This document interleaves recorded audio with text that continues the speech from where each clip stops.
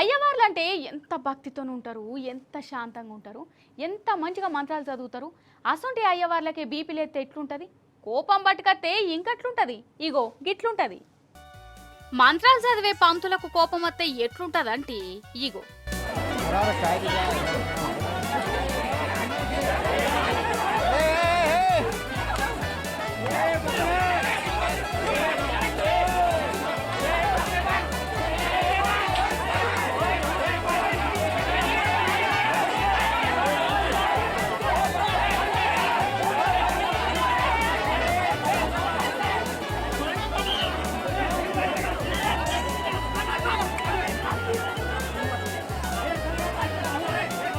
వామ్మో, karate, కుంగుఫు, boxing, త్వైక్వాండో, గీక్వాండో గిట్లా విద్యలన్నీ చూయిస్తురు కదా.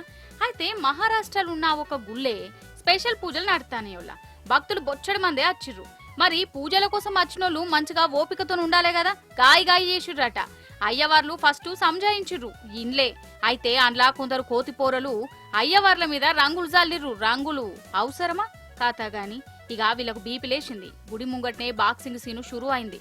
అయ్యో, శాంతి మంత్రాలు చదివే పూజార్లు గిట్ల చేస్తుర్రేంది అని వాళ్ళు వీళ్ళన్నారు గాని మరి గుళ్ళే కోతి ఏతే ఎవలుకుంటారు?